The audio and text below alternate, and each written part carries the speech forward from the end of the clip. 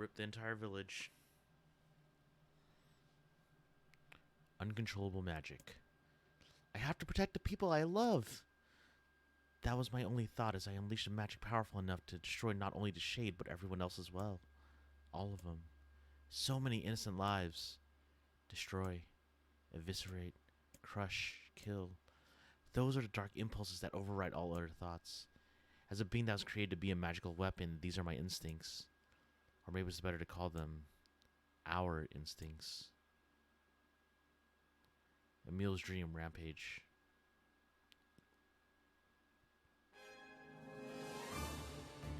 A klaxon sounds from deep within the bowels of the laboratory. Thick metal shutters drop down, sealing off the room from a series of dull metal thuds. Abort the experiment! Number 6 is out of control! Everyone, get out of here now! Get out of here! The researcher's words are abruptly cut off as a massive hand materializes out of the gloom and moves him high into the air. The researcher begins to scream. He screams and screams, the sound echoing off the walls of the laboratory until the hand squeezes down, coating the room in a deep crimson hue. The rest of his colleagues stand in silence, mouths open, unable to process what they've just seen. Then a female scientist takes a step back and lets fly a heartbreaking wail. But this is a terrible mistake, for the sound of her cry suddenly brings forth a monster in all of its terrible glory. His body is a bloated corpse, its head a grinning skull. And it is massive, many times the size of a human. A head lolls down from side to side as it tromps throughout the room on all fours, bringing mind to wild maneuvers of some wretched, starving beast. This creature, this thing, is experimental weapon number 6, known as Lua. No! Please, oh no, please stop! Oh God, please save me! Save me! I don't want to die! One by one, the maddened cries of the researchers are silenced.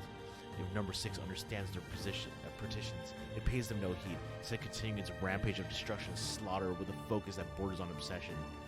After an eternity, the screaming stops. The alarms fall silent. And only then does this creature make a sound, howling out an unfathomable roar that echoes up and down the hemmed halls of the blood-soaked laboratory. A sound that curses those who had dared to bring such evil into the world, and yet the one that also seems to be pleading for help.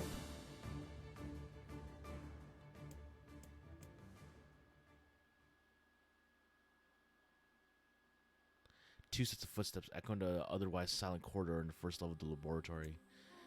One set belongs to a young boy, his eyes blindfolded and his hands restrained. The other belongs to a severe man in a long white coat. The man drags the boy along by means of a long chain attached to a set of shackles on his wrist. Rubble scattered here and there across the floor of the corridor, making the journey an exceedingly difficult one for the boy who cannot see. Excuse me? Could you please walk a bit slower, sir? I'm not used to being blindfolded, and rather than stopping, the man only increases his pace, causing the boy to stumble in an attempt to keep up. This last humiliation proves too much. The boy finds himself unable to arrest his fall. Without the ability to brace himself, he topples to the floor, smashing his head on a pile of debris and causing a trickle of blood to worm its way down his pale, frightened face. Agonized by the pain, the boy inadvertently opens his eyes, causing the falling drops of blood to emit a strange crackling sound before transforming to tiny white rocks. "Close your damn eyes!" roars the man. Yes, sir," stammers the boy as he slams his lids shut. He hadn't realized the blindfold had slipped off during the fall, but now keeps his eyes squeezed shut so tightly that sparkles appear against the black of his vision. The boy's Emil, also known as number 7.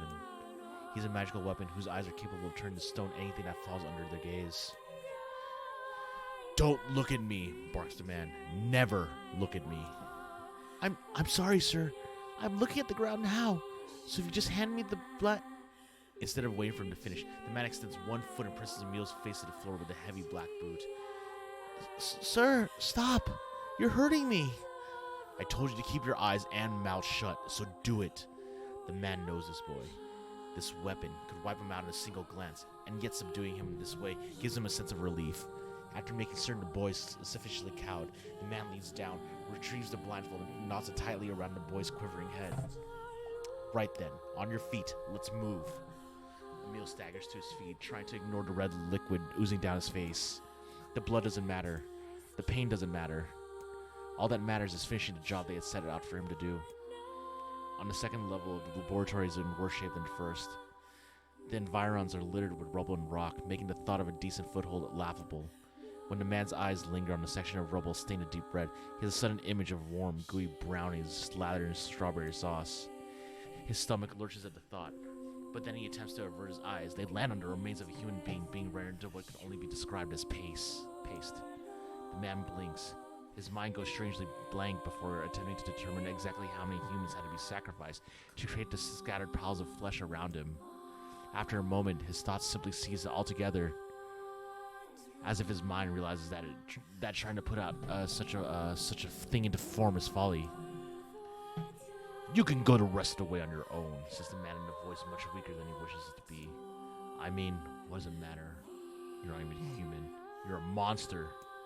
With this, the man spins around and dashes back down the hall. A helpless Emil simply listens as the footstep of his erstwhile captor fade into the distance.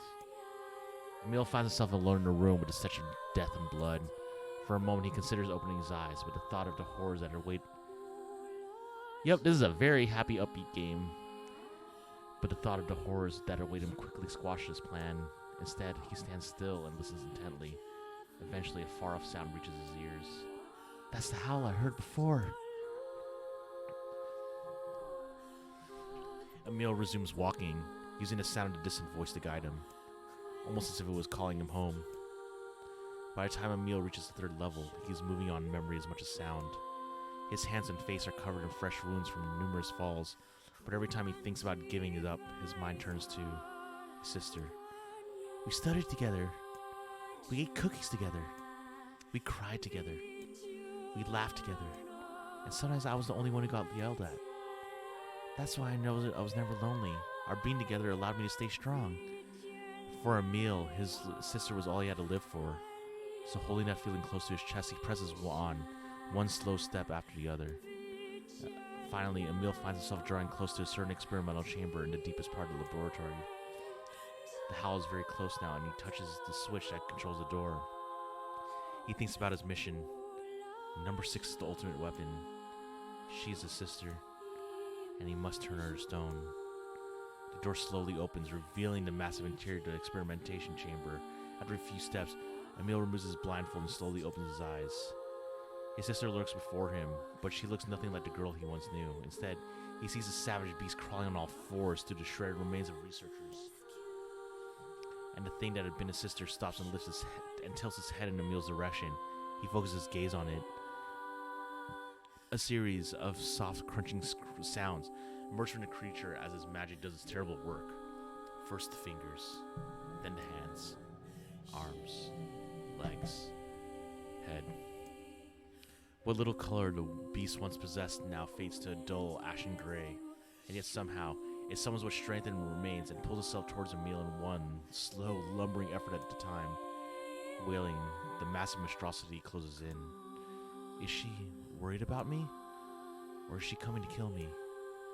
Emil feels prepared to accept either outcome. After all, this was his older sister, the person he loved more than anyone else in the world. Halua, The moment Emil speaks, number 6 comes to a sudden halt. Silence descends upon the chamber as the siblings stare at each other. I'm sorry, Halua, but everyone says you're too powerful. They say it's too dangerous unless I seal you away. I'm so sorry. As Emil watches her body begin to turn to stone once more, number 6 simply waits in utter, perfect silence. I'm sorry. I'm sorry. I'm sorry. I'm sorry.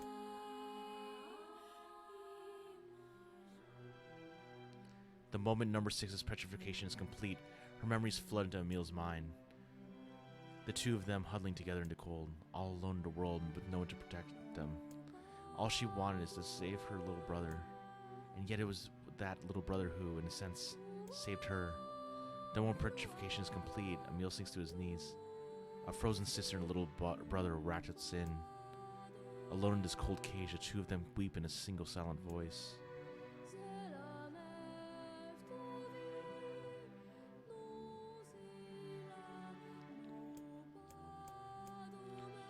It was our combined power that destroyed the Aerie. Whole existences, entire lives, even their memories. We took it all. We took everything. My sweet, gentle sister turned into a monster. And the same thing will happen to me now that I have her power. my instincts as a weapon win out and destroy me in the process. If that power ends up hurting someone I love,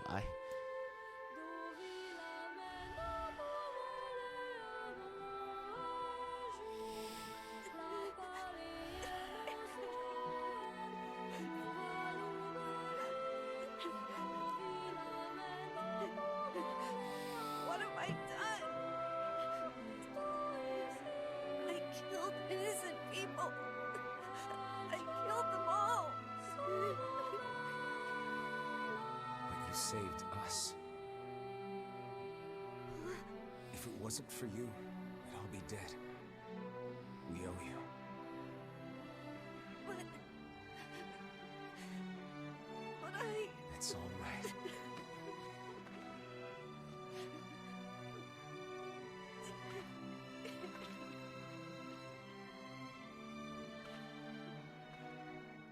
Really. Don't look back.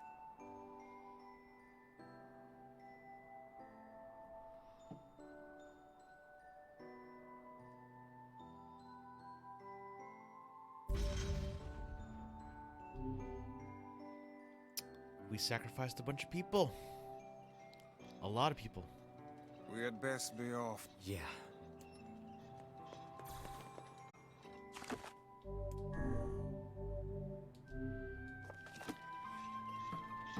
And on that depressing note, we're gonna end here.